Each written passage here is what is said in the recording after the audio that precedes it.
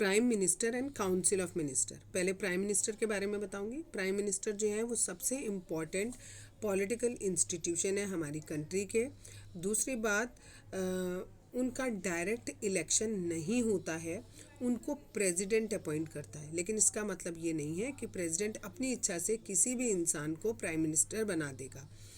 President केवल उसी को प्राइम मिनिस्टर बना सकता है जिसको मेजॉरिटी मिली हो, और अगर किसी एक पार्टी को मेजॉरिटी नहीं मिलती है तो कोएलिशन ऑफ पार्टीज़ के में से किसी एक को वो प्राइम मिनिस्टर बनाता है। और अगर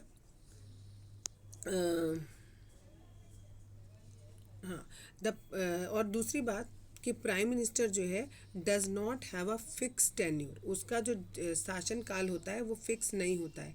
वो केवल तभी तक पावर में रहता है जब तक उसे मेजॉरिटी मिलती है, या तो उसकी खुद की पार्टी की मेजॉरिटी हो या फिर कोएलिशन पार्टी की मेजॉरिटी हो, तब वो पावर में रहता है, अदरवाइज़ वो पावर में नहीं रहता है। जब प्राइम मिनिस्टर का अपॉइंटमेंट हो जाता है तो उसके बाद प्रेसिडेंट बाकी सारे मिनिस्टर्स को अपॉइंट करता है on the advice of prime minister. जो मिनिस्टर्स होते हैं वो या तो जिस पार्टी का प्राइम मिनिस्टर होता है उसी पार्टी के होते हैं, या फिर कोएलिशन पार्टी जो होती है उसके होते हैं। Prime ministers is free to choose ministers as long as they are member of parliament.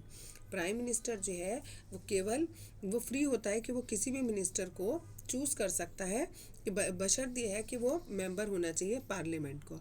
कभी कभी ऐसा भी होता है कि प्राइम मिनिस्टर किसी ऐसे इंसान को चूज़ करता है मिनिस्टर बनाने के लिए जो कि पार्लियामेंट का मेंबर नहीं होता। उस केस में जिस पर्सन को प्राइम मिनिस्टर ने मिनिस्टर बनाया होता है उसे 6 महीने के अंदर अंदर अपने आप को पार्लियामेंट का मेंबर बनाना होता है। ठीक है। अब है काउंसिल ऑफ मिनिस्टर। जो काउंसिल ऑफ मिनिस्टर है, हाँ, उसमें जो प्रेसिडेंट होता है वो काउंसिल ऑफ मिनिस्टर को अपॉइंट करता है, वो भी प्राइम मिनिस्टर की एडवाइस पर। काउंसिल ऑफ मिनिस्टर में जो भी मिनिस्टर होते हैं वो या तो पीएम की पार्टी के होते हैं या अदर पार्टी के होते हैं। जो काउंसिल ऑफ मिनिस्टर है उसमें 60 से लेकर 80 तक मिनिस्टर्स होते हैं, और वो सब अलग अलग डिफरेंट रैंक के होते हैं। काउंसिल ऑफ मिनिस्टर में मेनली 3 रैंक्स होती हैं। पहला होता है कैबिनेट मिनिस्टर। कैबिनेट मिनिस्टर में अधिकतर टॉप लेवल के लीडर्स होते हैं ऑफ द रूलिंग पार्टी, जिनके पास बड़ी बड़ी मेजर मिनिस्ट्रीज जिनको दी जाती हैं। और usually the cabinet minister meet to take decision in the name of council of minister। यानी जो कैबिनेट मिनिस्टर होता है वो ही डिसीजन लेता है किनके नाम पर, इन काउंसिल ऑफ मिनिस्टर्स के नाम पर।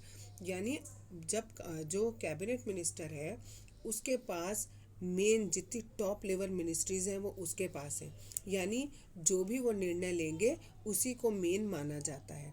तो काउंसिल ऑफ मिनिस्टर, जितने भी काउंसिल ऑफ मिनिस्टर हैं उन सब के बजाय जितने कैबिनेट मिनिस्टर हैं जो ये डिसीजन लेते हैं उसी को मेन माना जाता है।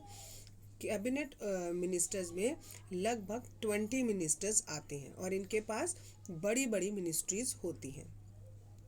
हाँ, नई वाली बुक में आपको यहाँ पर मिलेगा कि 25 मिनिस्टर्स होते हैं कैबिनेट मिनिस्टर्स में। ठीक है।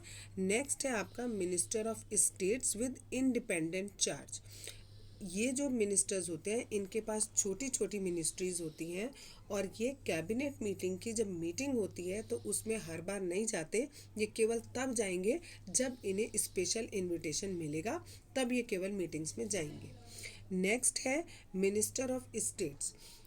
मिनिस्टर ऑफ स्टेट्स जो है ये एक तरीके से जो कैबिनेट मिनिस्टर होता है उसी के हेल्प के लिए होते हैं। जो कैबिनेट मिनिस्टर होते हैं उनके पास बड़ी बड़ी मिनिस्ट्रीज़ होती हैं, उन बड़ी बड़ी मिनिस्ट्रीज़ में अलग अलग डिपार्टमेंट्स होते हैं। तो ये जो मिनिस्टर ऑफ स्टेट्स होते हैं ये एक पर्टिकुलर स्टेट का या पर्टिकुलर डिपार्टमेंट को हैंडल करते हैं और कैबिनेट मिनिस्टर्स की हेल्प करते हैं किसी भी डिसीज़न को लेने में।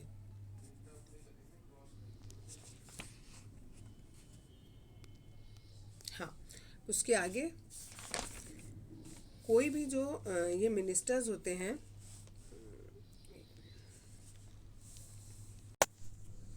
पार्लियामेंट्री डेमोक्रेसी को कैबिनेट फॉर्म ऑफ गवर्नमेंट भी कहा जाता है, क्योंकि अलग अलग कैबिनेट में अलग अलग मिनिस्टर डिसीजन लेते हैं, क्योंकि ऐसा प्रैक्टिकली पॉसिबल नहीं है कि एक छोटी से छोटी बात के लिए मीटिंग या डिस्कशन किया जाए।